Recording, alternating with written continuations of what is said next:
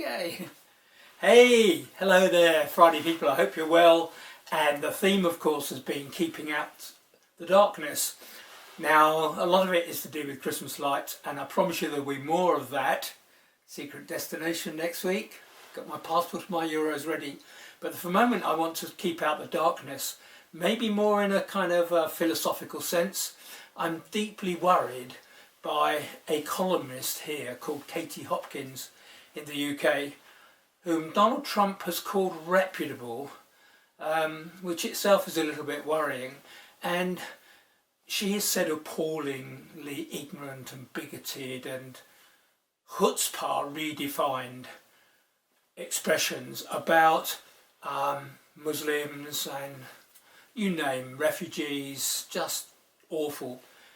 I'm not qualified to speak about that, but when she wants to become a gay icon, I know, I'm sorry, I did say that, it's true, for a long time now she sees herself as a gay icon. No, she no more represents me or any other gay people than Caitlyn Jenner represents trans women. I know that because they tell me how she isn't the business. So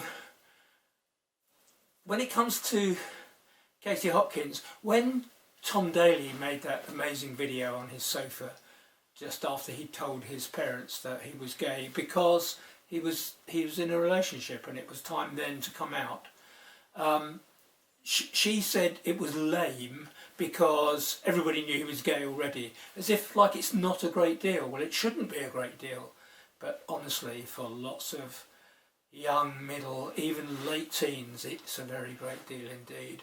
So she understands nothing, in other words. And then she said, I mean, even more crassly, she has a 6-year-old son, and she said she hopes that he's gay.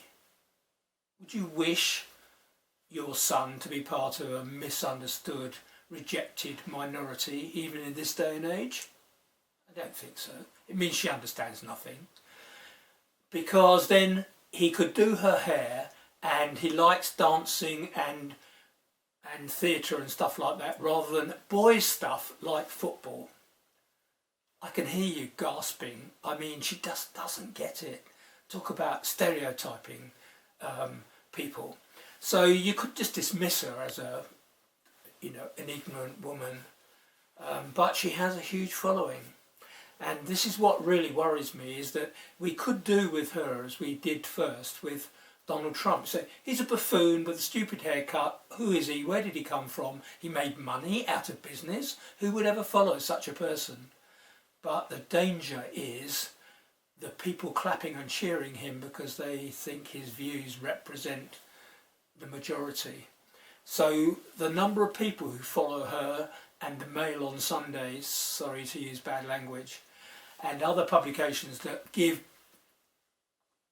oxygen to her appalling publicity, they're the people to be worried about. So we need, New Year's resolution coming up 2 weeks, 3 weeks before Christmas. We need to call her out every time. She was shown up on TV live here in Britain when somebody said to her about large areas of London being unsafe because they've been taken over by Muslims. This was Donald Trump's ignorance. So she was questioned because she agreed with it totally. She couldn't name, of course, a single area. It really is bad. So my New Year's resolution, join me if you like, is to put up a media watch, and every time she makes appallingly ignorant and ill-based comments, not because she wants to hurt people, I think she's just ignorant. But we have to call her out, not because she'll change her mind, she couldn't care two less, it's water off a duck's back, but it will make people who might think she's somebody to follow, she's opinions that might win them respect or interest or whatever. No, absolutely not. She's out of order. We need to tell her so that others don't think that she's other than a bigoted and ignorant fool. That's a bit heavy for a Friday. I promise you more interesting, joyous things next week, and lights, but in a different sense, not fighting this particular darkness. Okay, enough. Have a good weekend.